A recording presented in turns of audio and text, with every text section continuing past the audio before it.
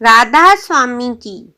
कहा जाता है कि जब राजा गोपीचंद ने दुनिया की ऐशो इशरत से तंग आकर अपना राज्य छोड़कर गोरखनाथ के पास योगी बनने के लिए चला गया, तो गोरखनाथ ने उसे योग दीक्षा दे दी, मगर यह सोचकर कि वह राजा है, इसके अंदर लोक लाज है, जो परमार्थ में बड़ी भारी दीवार है और जिसे दूर करना जरूरी है।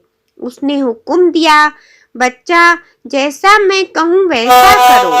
साधु का भेष धारण करके हाथ में कमंडल लेकर वापस अपने राज्य में भिक्षा के लिए जाओ और जो कुछ तुम्हारी पूर्व प्रजा से मिले ले आओ।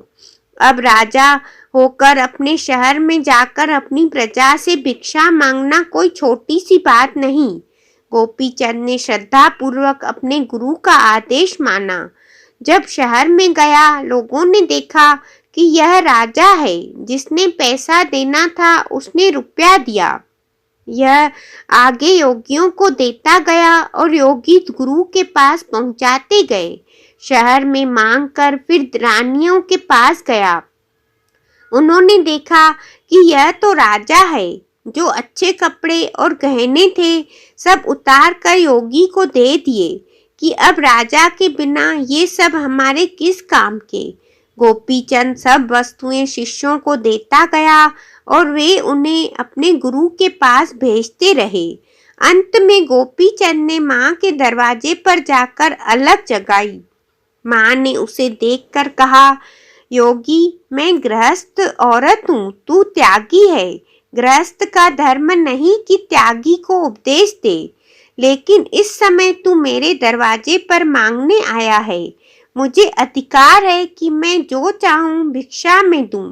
जो तू मांग कर लाया ये तो योगी लोग खा जाएंगे, तेरे पास कुछ नहीं रहेगा।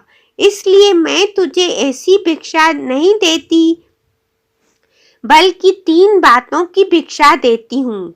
पहली यह कि रात को मजबूत से मजबूत किले में रहना।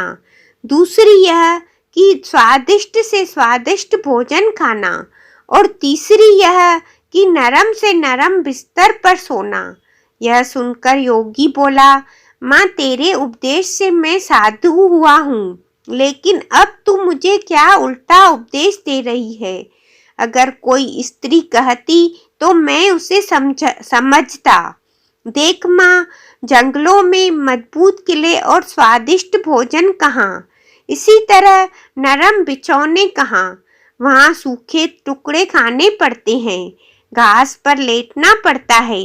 माँ ने उत्तर दिया, योगी, तूने मेरा मतलब नहीं समझा।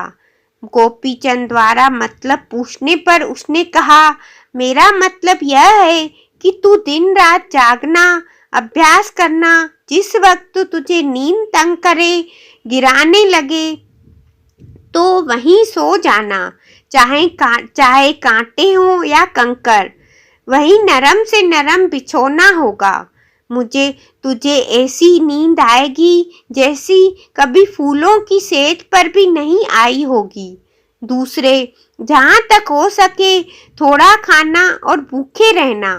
जब भूख से प्राण तड़प उठे, प्राण निकलने लगे, तो रूखा सूखा बांसी जैसा भी टुकड़ा मिले खा लेना। उस वक्त 7 दिनों का सूखा टुकड़ा भी तुझे हलवे और पुलाव से बढ़कर स्वादिष्ट लगेगा। तीसरे, तू राज्य छोड़कर योगी हुआ है, तेरे पास जवान स्त्रियां को भी आना है, वृद्ध और कम अवस्था की स्त्रियों को भी आना है। गुरु की संगति से बढ़कर और कोई मजबूत किला नहीं है। अगर गुरु की संगति करेगा, गुरु के अधीन रहेगा, सत्संग सुनेगा, तो उनसे बचा रहेगा। महात्मा के वचनों से मन को ठोकर लगती रहती है, मन सीधा रहता है। गुरु के सत्संग को छोड़कर कहीं ना जाना। बस मैंने तुझे इन्हीं 3 बातों का उपदेश देना था।